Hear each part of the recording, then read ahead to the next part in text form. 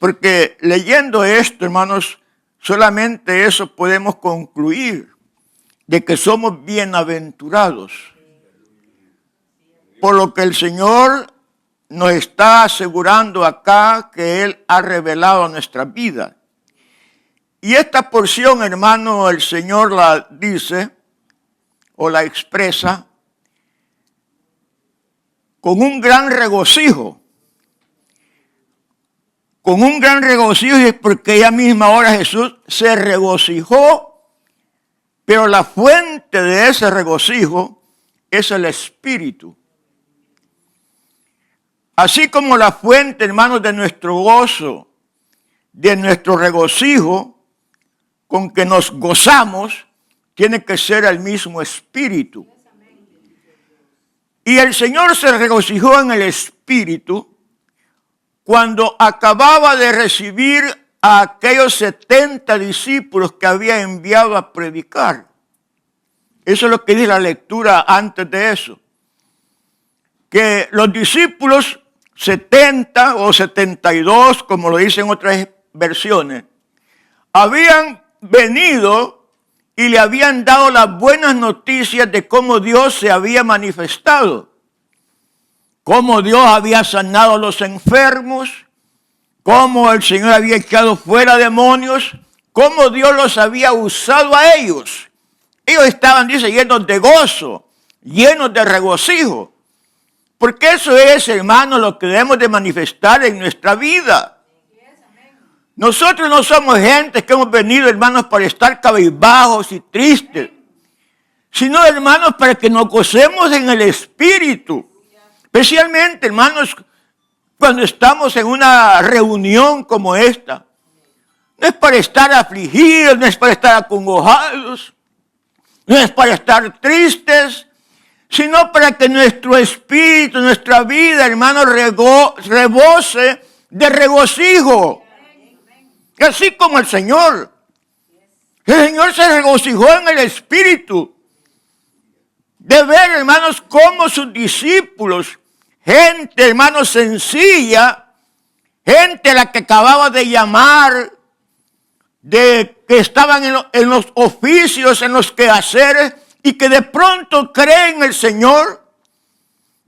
De pronto, hermanos, creen que el Señor los envía con el mensaje del Evangelio y que ellos pueden hacer las mismas obras que su maestro hace o que su maestro hacía. Y es exactamente lo que hicieron, porque creyeron en el Señor. Ese es el regocijo que ahora siente el Señor. En esa misma hora en que los discípulos le están dando las noticias, dice, en esa misma hora Jesús se regocijó en el Espíritu. Y cuando uno se regocija, hermano, lo que tiene que hacer es alabar al Señor, alabar a Dios. Y Él dice, yo te alabo, Padre, Señor del cielo y de la tierra. Eso es lo que Jesús hace. Alabar al Dios Todopoderoso por lo que había hecho, por la manifestación que había mostrado con los discípulos. Pero cuando el Señor Jesús dice, Señor del cielo y de la tierra, ahí, hermanos, pone la atención en que Dios es soberano, en que Dios es el Señor del cielo y de la tierra. Manifiesta la soberanía de Dios sobre la salvación, porque de eso está tratando esta porción. Manifiesta, hermanos, la soberanía de Dios sobre la salvación.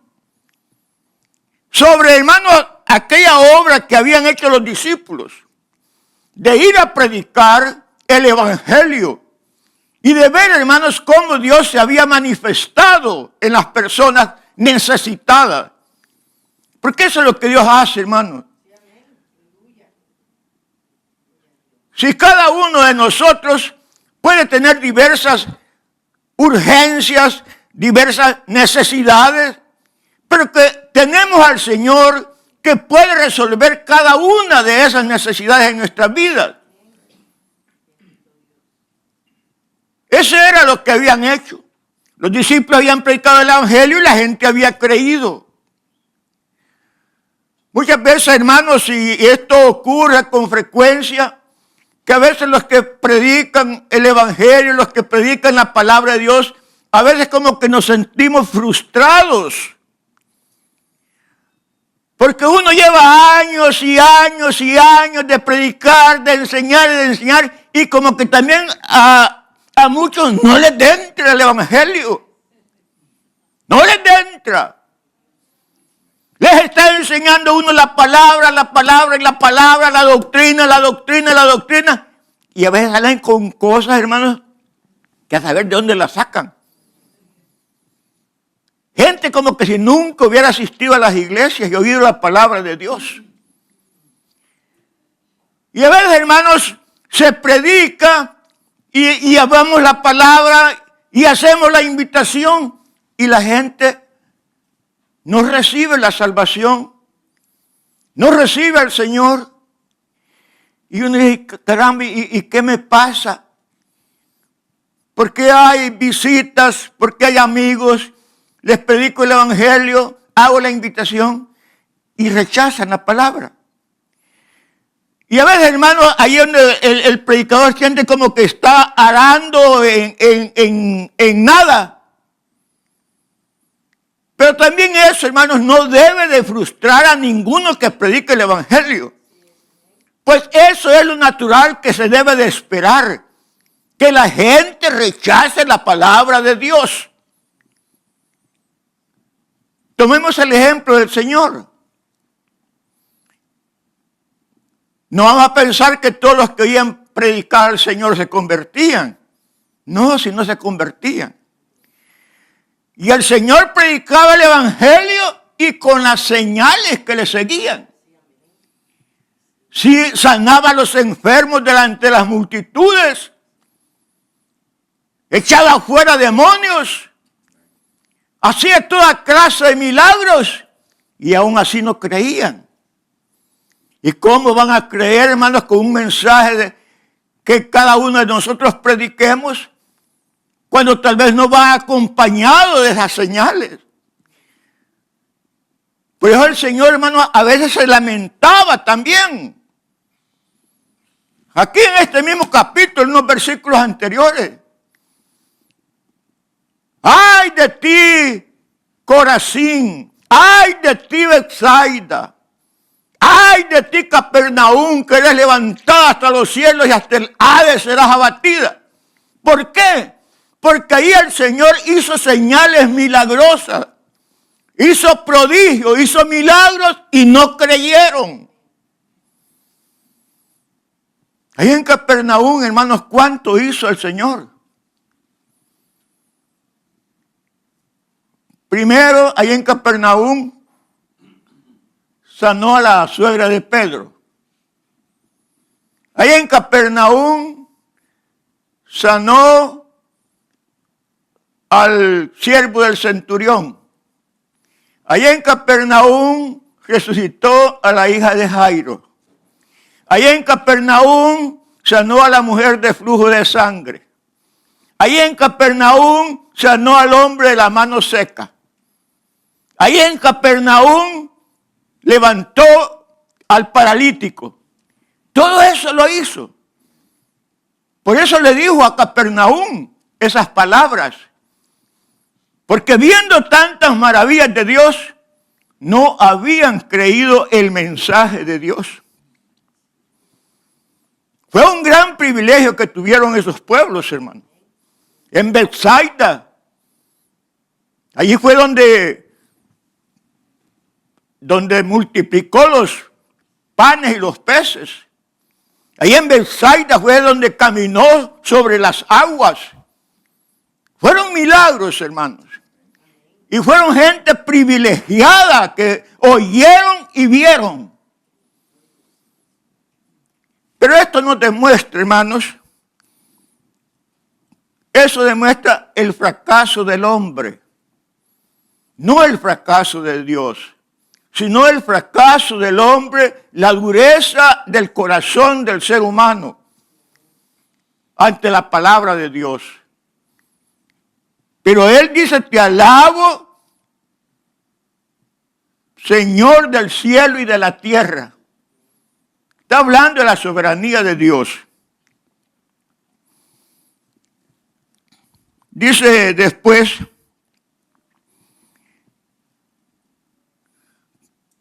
porque escondiste estas cosas de los sabios y se las revelaste, de los sabios y entendidos y se las revelaste a los niños.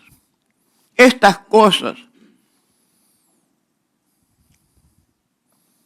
¿Cuáles cosas? ¿Cuáles cosas son las que escondió el Señor a los sabios y a los entendidos? Se las escondió, pero se las reveló a los niños.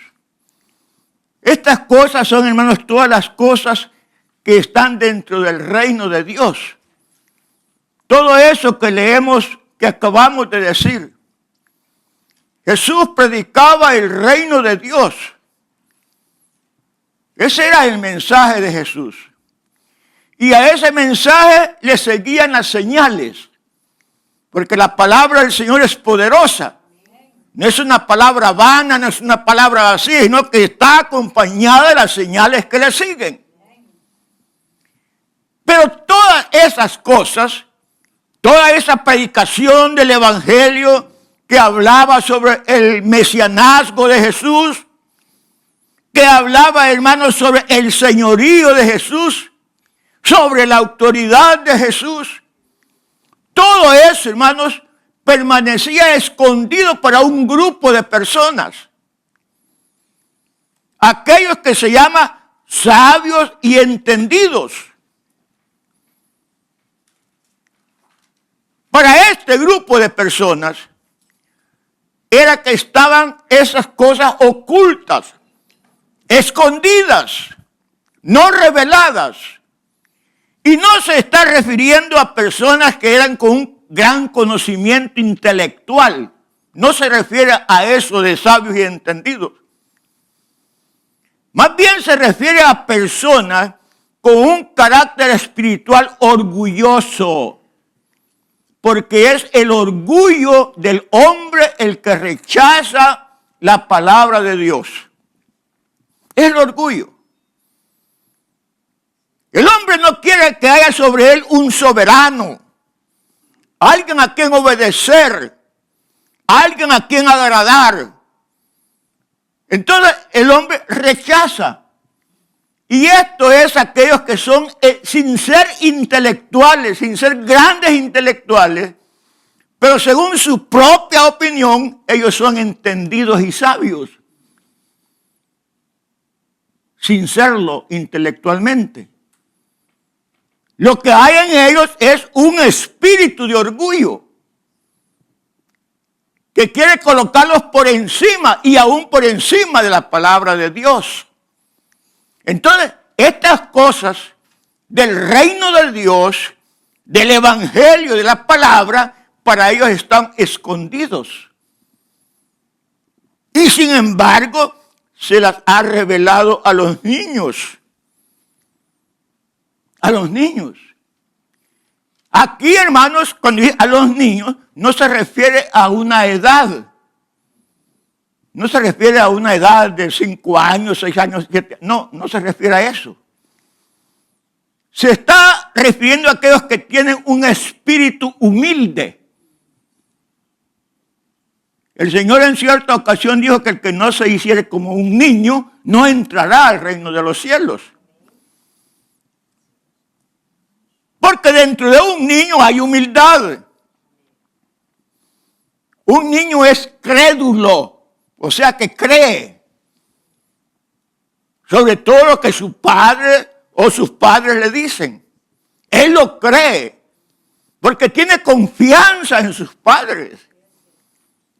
Sabe que sus padres lo aman, que sus padres lo cuidan, que sus padres desean lo mejor para ellos.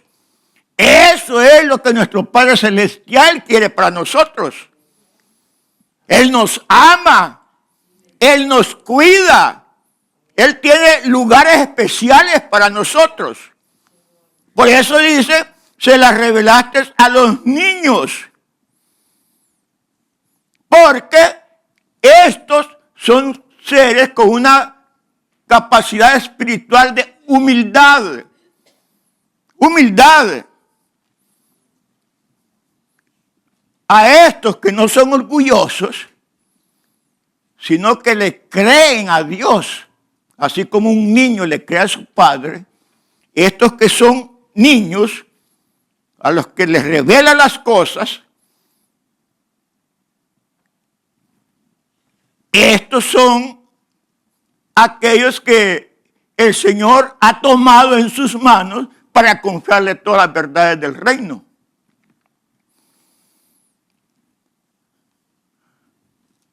Dice la Escritura, bienaventurados los pobres en espíritu, porque de ellos es el reino de los cielos. Aquellos que se consideran que no que están diciendo yo soy humilde, porque el que dice yo soy un gran humilde es que es un gran orgulloso. El que es humilde no lo anda, sino que cree, confía, sabe quién es Dios, así como un niño.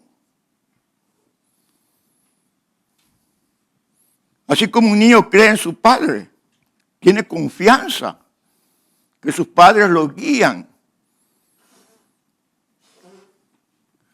En cierta ocasión iba un buque, un barco en el océano y se había desatado una gran tormenta a medio mar. Las olas movían el barco para un lado y para otro. La gente que iba en la sala de pasajeros estaba muy afligida por la gran tormenta. Pero en medio de todos ellos estaba un niño y ese niño estaba tranquilo jugando. No se afligía, que la gente estaba gritando, que se movía de aquí para allá. No se afligía. Él seguía tranquilo jugando. Cuando alguien le preguntó que por qué no se preocupaba por la tormenta, que por qué estaba jugando, que por qué se miraba tan tranquilo. Entonces el niño le contestó, no, le dijo, si mi papá es el piloto del barco. Él confiaba en su papá. Por eso la tormenta no les preocupaba. Porque quien iba dirigiendo el barco era su papá. Y le tenía confianza. Eso le pasó a Noé cuando iban a aquel diluvio, en aquella grande barca. Si ellos iban adentro, pero quien iba dirigiendo la barca era el Señor. Era Dios. Aunque había diluvio, ellos estaban seguros. También nosotros, hermanos, si tenemos nuestro gran capitán, Él es el que nos va dirigiendo, es el que nos va guiando. En este mundo vea cómo está hoy. Vea cuántos problemas. Pero al final de cuentas, es Dios quien nos está guiando. Es Dios quien nos está dirigiendo. Dice en Isaías, dice el Señor, yo habito en la altura y en la santidad, y con el quebrantado y humilde de espíritu, para hacer vivir el espíritu de los humildes y para vivificar el corazón de los quebrantados. Él es el que habita en las alturas para estar vivificando al humilde y al quebrantado de corazón. Esos son los niños de los cuales el Señor no ha escondido estas cosas. Los que tienen un espíritu de humildad, que le creen a Dios y no están altercando contra Dios a cada momento, sino que por la fe están confiando en las verdades de Dios y lo van siguiendo y creyendo que al final llegaremos a la patria prometida. Amén. Versículo 22 dice: todas las cosas me fueron entregadas por mi Padre, y nadie conoce quién es el Hijo, sino el Padre, ni quién es el Padre, sino el Hijo, y aquel a quien el Hijo lo quiere revelar. En esta porción acá, hermano, nosotros encontramos cuatro verdades reveladas para nosotros. La primera verdad es que Jesús llama a Dios mi Padre, pero lo llama de una manera tan especial que con eso que dice mi Padre, Él se está identificando con la deidad. Él mismo está diciendo con eso que Él es Dios. Y eso lo entendieron los judíos muchas veces. Que cuando Él se dirigía a Dios como mi Padre, lo decía de una manera tan especial que los judíos hasta lo apedreaban porque se hacía igual al Padre. Cuando Él dijo en cierta ocasión, mi Padre y yo, uno somos, los judíos entendieron qué fue lo que quería decir. Y tomaron piedras para apedrearlo, porque se estaba haciendo igual a Dios. Aquí eso es lo que Él está diciendo. Jesús llama a Dios mi Padre, haciéndose igual a Dios. Una de las herejías, o quizás la herejía más grande que hay, es negar la deidad de Jesucristo. El que niega que Jesucristo es Dios, esa es la herejía más grande que puede existir. Porque Él mismo dijo eso. Nunca negó ser Dios. Y la Escritura nos habla con claridad que Él es Dios sobre todas las cosas. Y eso es lo que Él nos está diciendo. Esa es la primera verdad. La segunda verdad, que todas las cosas le fueron entregadas por el Padre. Todas las cosas. ¿Cuáles cosas? Toda potestad me es dada, dijo el Señor. Jesús tiene toda la autoridad. Él tiene todo el poder. Él tiene toda la soberanía. A Él le han sido entregadas todas las cosas. Todas las cosas me han sido entregadas por el Padre.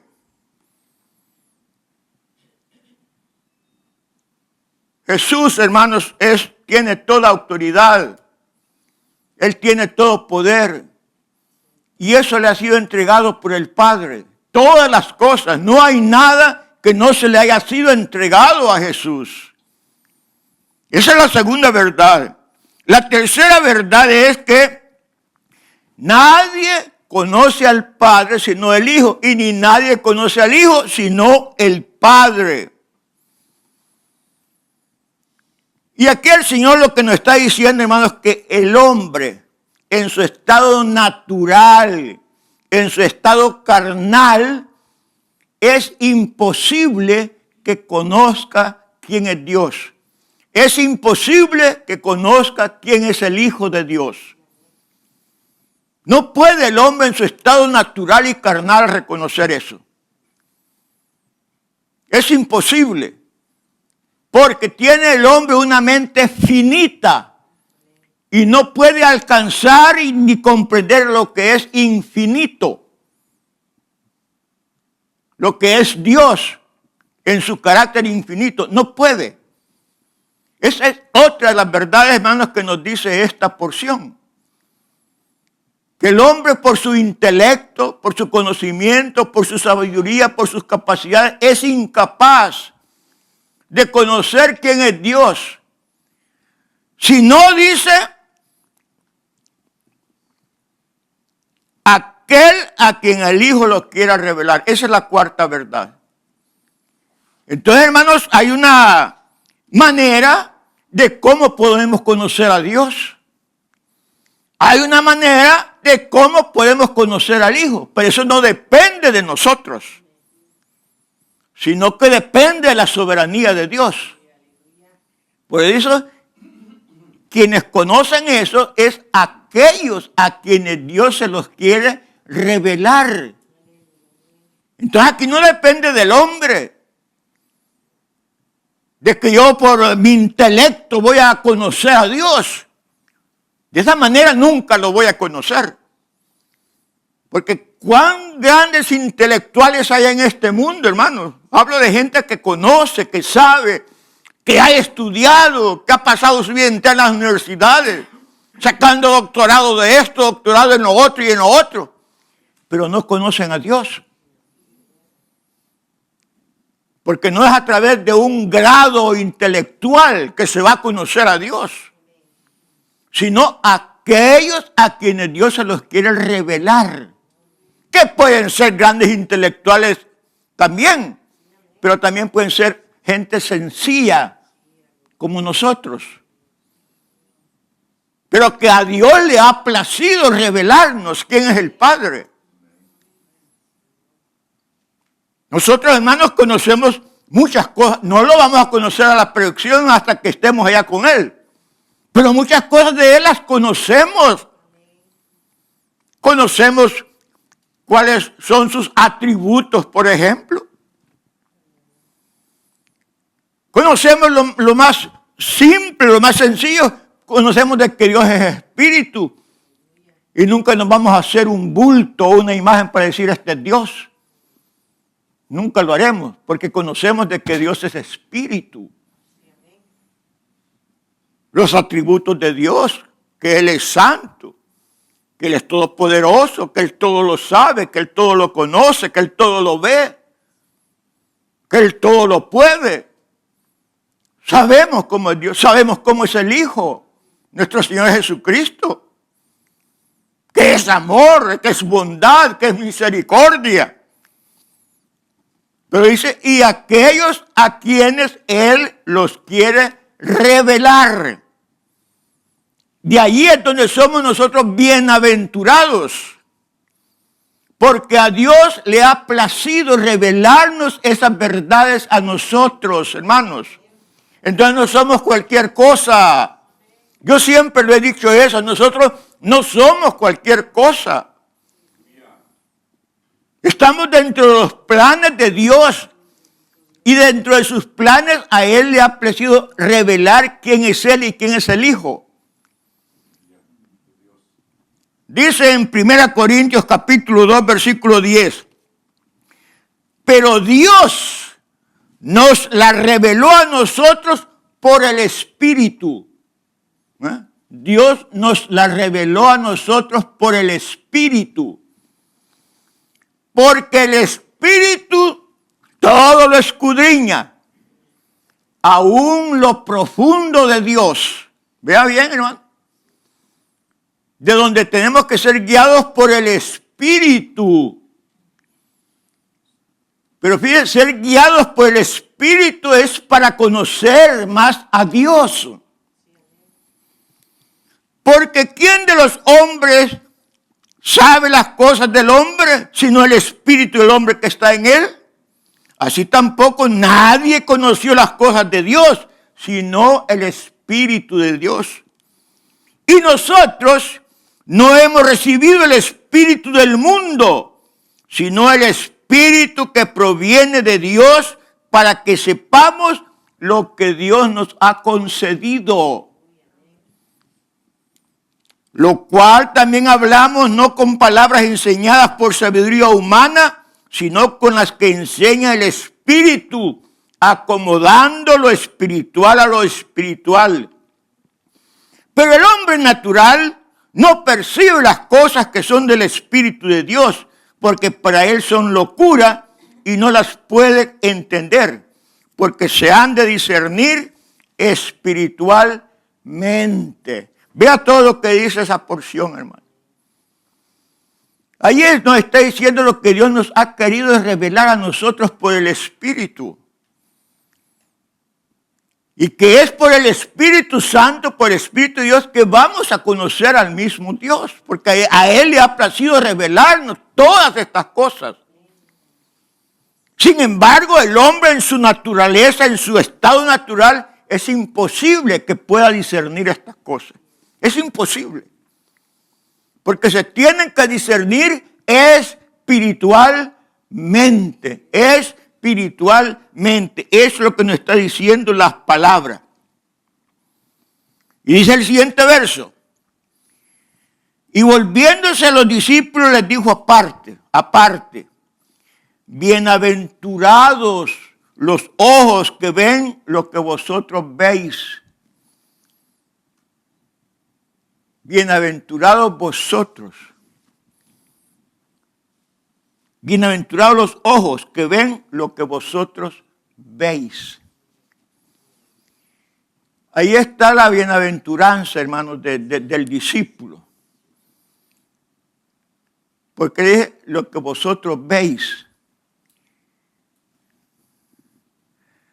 Cuando el Espíritu Santo, hermano, hace la obra en el corazón del ser humano, él puede ver perfectamente lo que antes no podía ver o no podía comprender.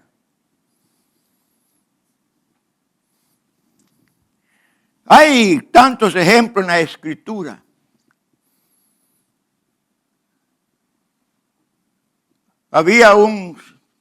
En el Evangelio de Lucas nos habla de un hombre anciano llamado Simeón, hombre justo, que esperaba el reino de Dios.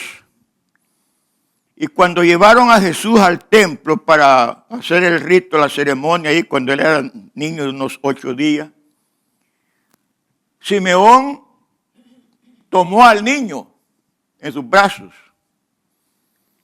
y alabó a Dios diciendo estas palabras: ahora puedes despedir en paz a tu siervo, porque mis ojos han visto la salvación.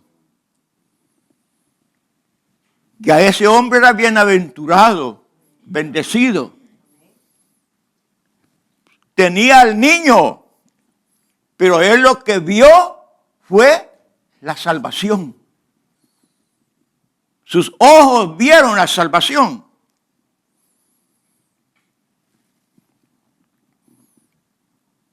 Cuando Jesús encontró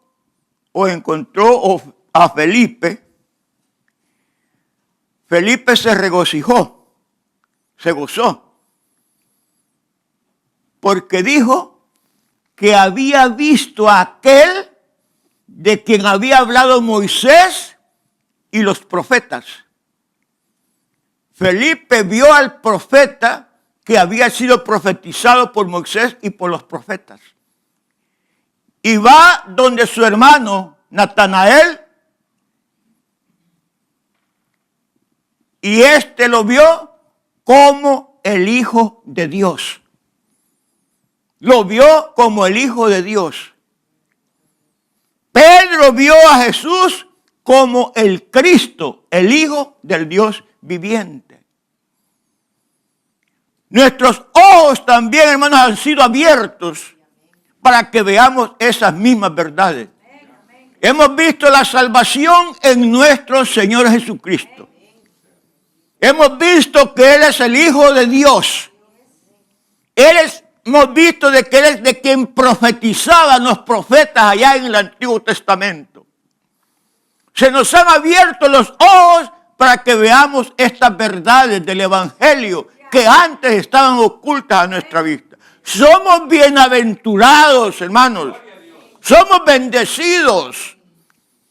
Porque a Dios le ha placido revelarnos, abrirnos nuestros ojos para que veamos estas verdades. Pues el Señor le dijo a sus discípulos, ustedes son bienaventurados. Porque han visto sus ojos, bienaventurados los ojos que ven lo que vosotros veis, porque os digo que muchos profetas y reyes desearon ver lo que vosotros veis y no lo vieron. No lo vieron. Nosotros leemos en la Escritura, especialmente en el Antiguo Testamento, cómo los hombres del Antiguo Testamento, hermano, se regocijaban de las cosas futuras, de la salvación, del rey que iba a venir. Pero ellos solamente lo anunciaban para otros, no para ellos mismos. Ellos deseaban ver, hermanos. Por ejemplo, nosotros leemos en Isaías, en el capítulo 53, cómo Isaías habla de los sufrimientos del Señor. Cómo fue contado entre los pecadores, cómo lo llevaron al matadero. También cómo se gozó cuando iba a ver la salvación de muchos. Pero todo eso no iba a ser para él como profeta. Iba a ser para otros en el futuro. Para nosotros. Para nuestro tiempo. Por eso los discípulos, él les dijo, ustedes son bienaventurados. Porque hubieron muchos profetas, muchos justos, que desearon ver lo que ellos estaban viendo y oír las palabras que ellos estaban oyendo y no lo lograron. Por eso dice Pedro,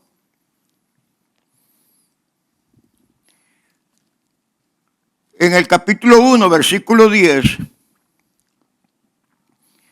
los profetas, dice, que profetizaron de la gracia destinada a vosotros, inquirieron y diligentemente indagaron acerca de esta salvación, escudriñando qué persona y qué tiempo indicaba el Espíritu de Cristo que estaba en ellos, el cual anunciaba de antemano los sufrimientos de Cristo y las glorias que vendrían tras ellos.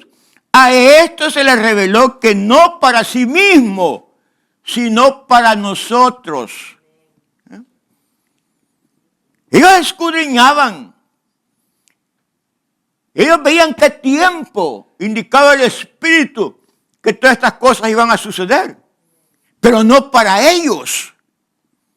No para ellos. Allá en el profeta Oseas, capítulo 14, leemos, los amaré, dice, de pura gracia. Mire, ellos ya hablaban de la gracia. Pues aquí Pedro dice, los profetas que profetizaron de la gracia. Ya Oseas decía, los amaré de pura gracia. El amor de Dios para nosotros es de pura gracia. Isaías decía, todos los confines de la tierra verán la salvación del Dios nuestro. Todos los confines. Ya no solamente el pueblo hebreo o judío, sino que ya profetizaba que para las otras naciones, para todos los confines de la tierra. Ya no era solo para ellos, era para otros, para nosotros. Bendito sea el nombre de Dios. En Malaquías 4, a vosotros nacerá el sol de justicia y en sus alas traerá salvación. Y saldréis y saltaréis como becerros de la manada. Bendito sea el nombre de Dios. Entonces, hermanos,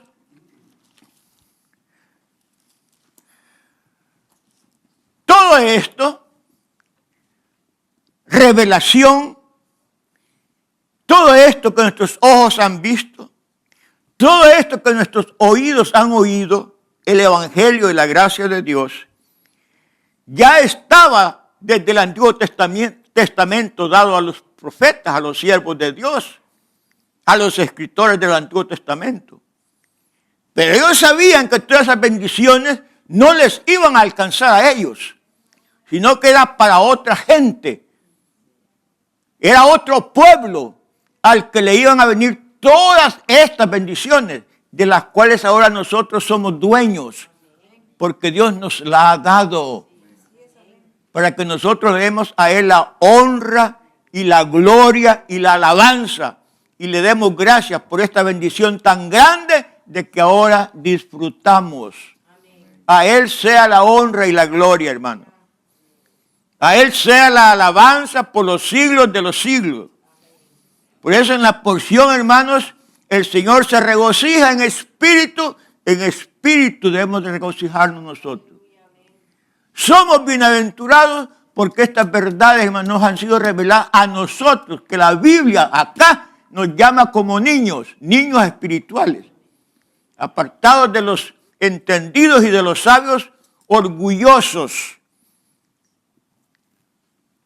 que por su sabiduría humana, dicen ellos, pero por esa sabiduría no pueden conocer a Dios, y a Dios le ha placido revelárnoslas a nosotros. Amén, hermano. Somos bienaventurados. Entonces nuestra vida, hermanos, debe de estar llena de gozo y de agradecimiento por la misericordia de Dios para nuestra vida. Amén. Gloria a Dios. Bendito sea el nombre de Dios, hermano. Gracias le damos a Dios por su bondad, por su misericordia, por la gracia que ha derramado sobre nuestras vidas. A Él sea la honra y la gloria y la alabanza por los siglos de los siglos. Pongamos de pie, hermano.